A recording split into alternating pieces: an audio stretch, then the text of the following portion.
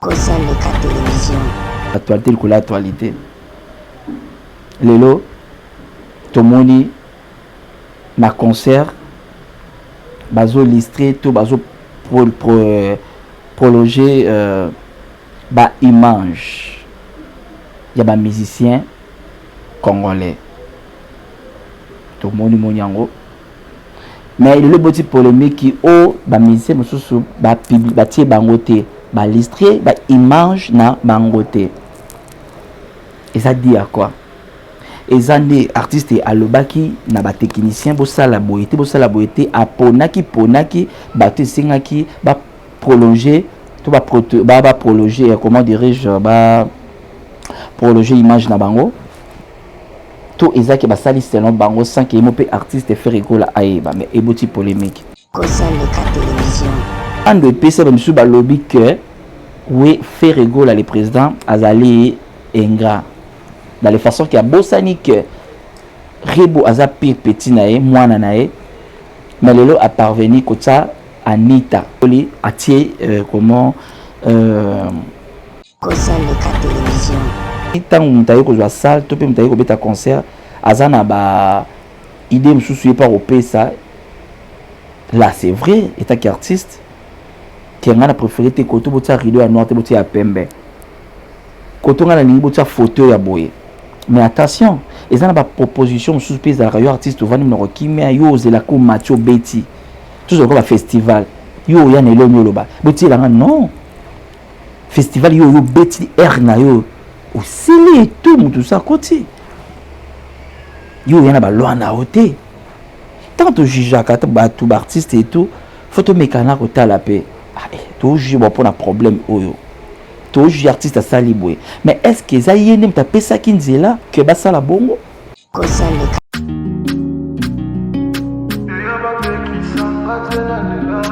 La Fondation Univers Santé Congo, un centre spécialisé pour la maladie étali Loposo, avec le docteur Dani Kaninda, en complicité na clinique médicale Joyce, yoka maladie ya Loposo. Au docteur Dani Kaninda, toujours traiter tous les problèmes de la peau, kobandali kolo tinase.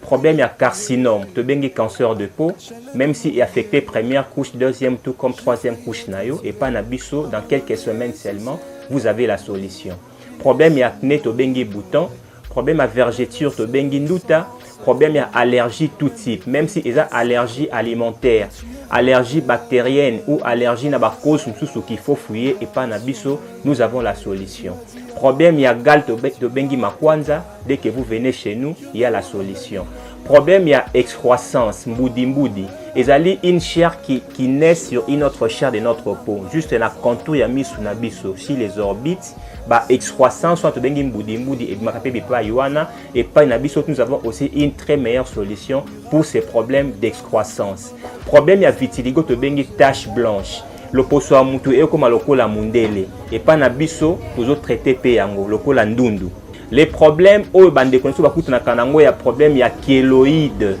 Ezali ba masse et makabatu na niveau ya ba mâchoire. Ce sont des kéloïdes et pas na biso to sunga yango pe na bolamu mingi. Yo pe mutu za na besoin koya na Fondation Univers Santé Congo zo ba adresse. Tout na commune ya Lemba.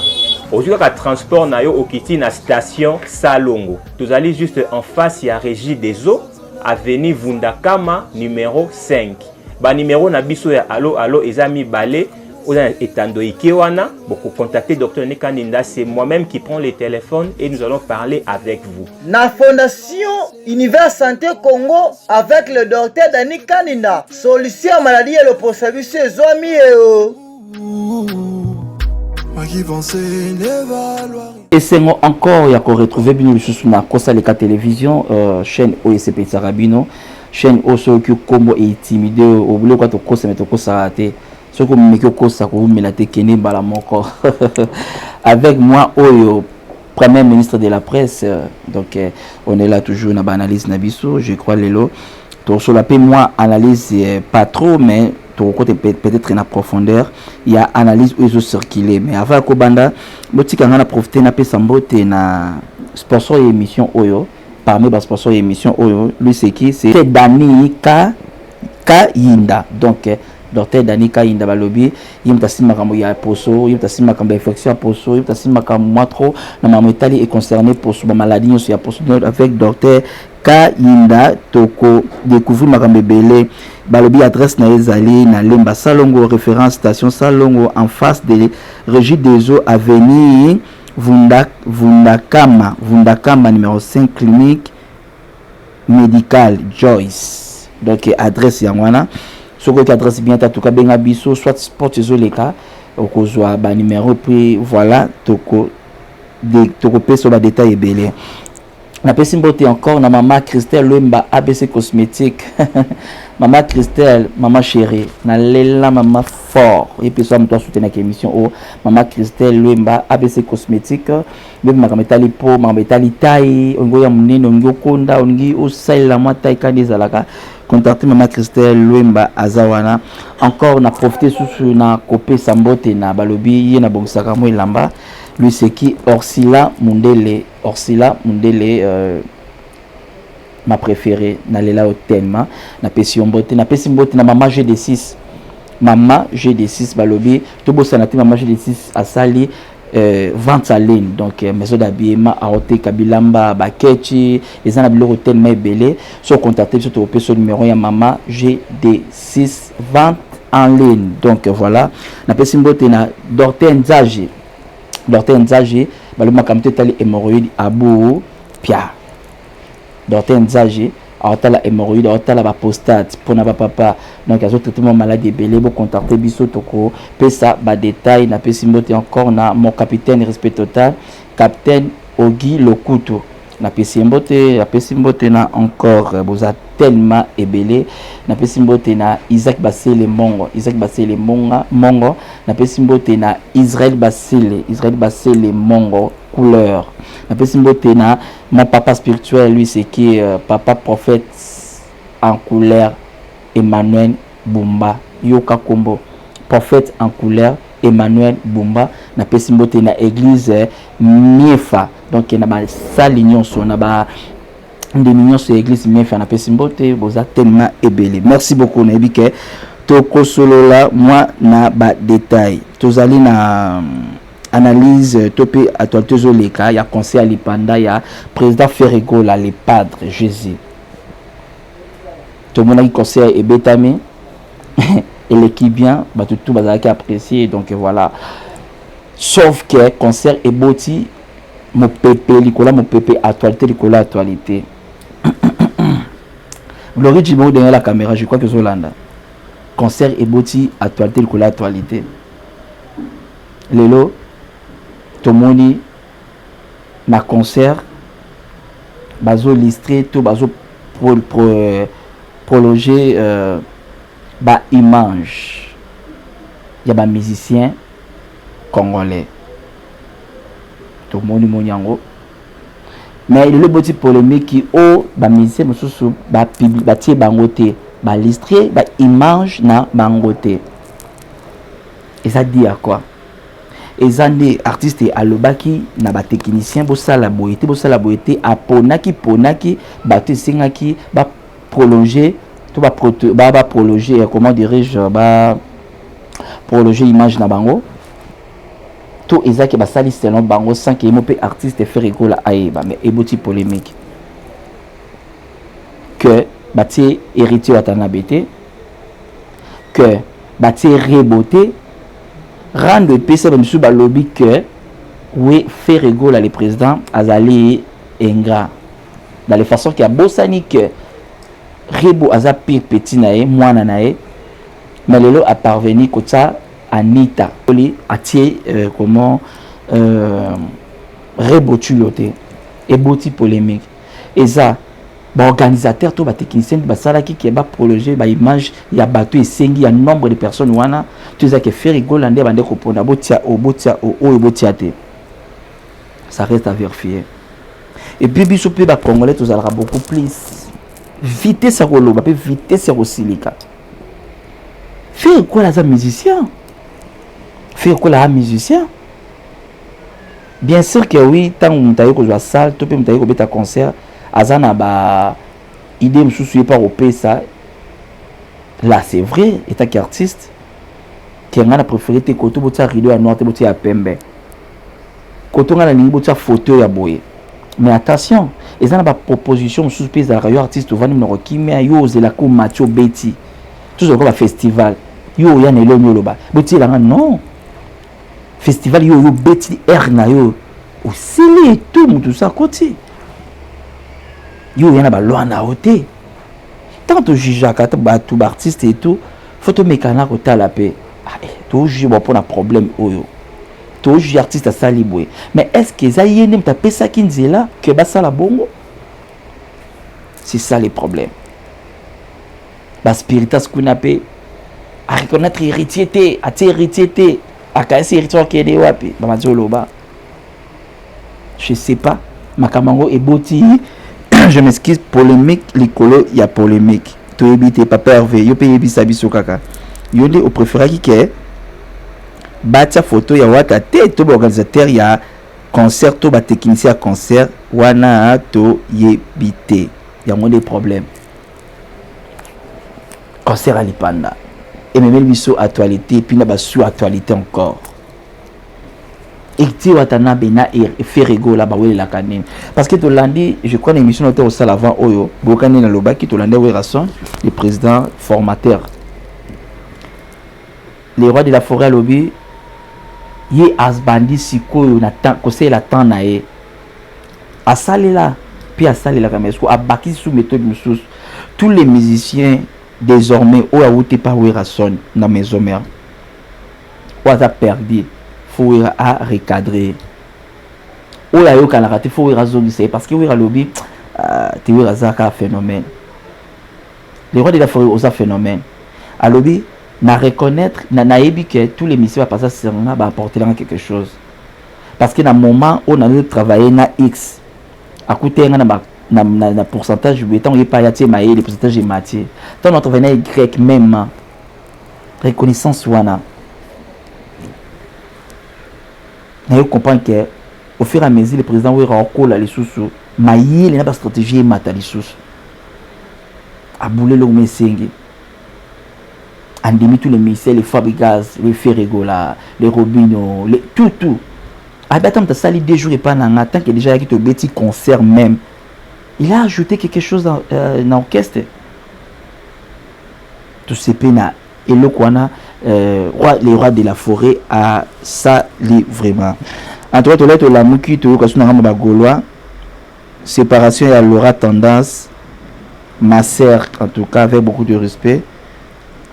que l'aura tendance à beba na faire rigola to la na ba émission ebele bon pas dire que ba bien faire rigola beba na ba gaulois parce que to la na ba émission ebele ba gaulois ba lobi maman na biso l'aura tendance à zalaka na quatre orchestre ya fait rigolater à l'obéla kabatutu mais aza fan peut-être ya fait rigola et non aza na quatre orchestre comme engagé non tout ka ba interview tout ba analyse pour salama trop mais le ko kama ke maman sur l'aura tendance bébé na ba golo tout na fait rigola ils a passe tout ka ni ba golo ba télémela ba silika mais maman Laurent toujours ba analyse nem souté tout peut ba propos nem souté ça reste à vérifier toko landela makambo yango lisusu donc musique yango ezoya toujours ndongo et ça la bien tango ba analyse ezoya kaboye tout peut ça la bien tango toujours le bela makambo et ça la bien lisusu kozana na ba guerre oyo mena mingi na bete guerre o mais na ndenge ya mabete ekomate soki ya ba niveau nini musique yango marito kiti na ba analyse musu même beaucoup plus to vana na likambo oyo ya concert à lipanda ngalo na mona ba Nigeria si ba mata lisusu ba bazala Nigeria ko zala yana mise mabimi kaka une semaine à pamba ce signifie tirer na mission dans la carrière à 25 à 30 ans bon bête mais biso awa na monaka ba leader mission sorta la ke e na beta na peto na fula e yina nyong e kita parce que le lata yo beti na e ngalo ba featuring ezalaka comment dirais-je ezalaka te pour moka fula mninga. Oui, d'autres pas la rôle babongo. Je suppose à Azana vitesse à Esika ou à la vitesse à Bendier. Oui, je peux dire ça peut, oui. Mais, featuring Ezalara, to sangisi. Parfois, on a bimi le na sali une semaine. Yo sala 20 ans ou plus. Mais na une semaine, on a ki lelo nanga. Yo ki 20 ans, on a ki kala na yo. Tant on a ki lelo nanga, to tina sagesse, sinon to pena savoir faire na yo, ya ki kala na yo.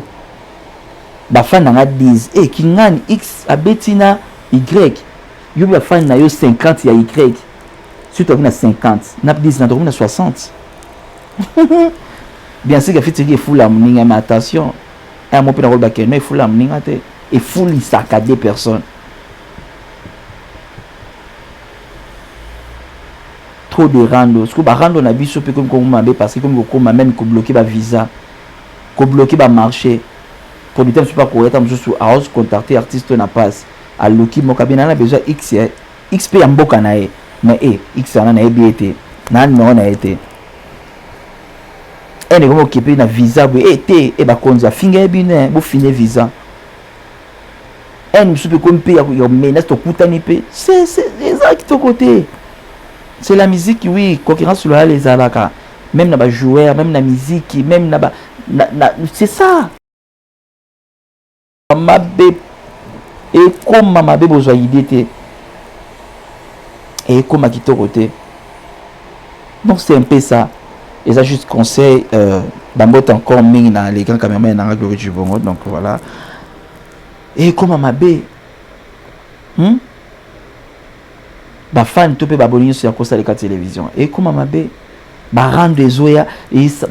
tout ça ba rendre moko o vomeza na éviter na benga on a combone. C'est la musique concurrence c'est cause. Mais non, il y a des gens qui sont ça reste à vérifier pour les Kambali à concert de Panda. Pour Nanini, Papa Hervé, topé na concert de Panda, bah une photo la boss live Territi Watanabe. Pour ne bâtir la réboté. Bah technicien dit le bac que non, faut nombre de photos à la limité. Tout bah mandé tout artiste tout ça oh t'es côté tout ça t'es côté ça reste à vérifier donc c'est un peu ça to lingi bino mingi na kosa les cas télévision toujours les messages c'est ça bino tomba to te koya to ba analyse koya to kosa la lisusu en tout cas merci to comme na suka ngai na pesi bino mbote pe merci mingi na pesi encore susu mbote na ba landi na biso nyonso na pesi mbote na la lourde Aminata Basele na pesi mbote na sponsor émission ou encore mon mbote trop le docteur Dani Kainda donc Nzamba Loposo na pesi mbote encore na Orsi Mundele Orsi Mundele Mundex na pesi mbote ba bonne guérison na pesi mbote na Maman GD6 na pesi mbote encore yena bosanate qui est notre star américain babi américain si accompagné Skazali Davina Basele Oada na pesi mbote na Davina Basele Oada balobi basketteuse oyo sur la télé mindele bakamwaka na ba télé atika sango na ba itigomba tika sango mindele batala babi oyo américain moko to bungise na Congo te boye Davina Basele Oada abonné na biso na pesi mbote na Gina Kedi na Monica Celeste balobi ba abonné à kosa leka télévision o balanda kangai oyo premier ministre de tout et de près donc na pesi mbote na Madame Gina Kedi et Monica Celeste en tout cas soki nzambe azogite na kozana bi lisusu na bosani encore et na bosani ça mabe mon bébé chéri lui c'est qui Soraya Kutu Yakese donc Soraya Kutu Yakese donc na Yasmine Yakese Pemba na pespin de beauté je vous love bye bye.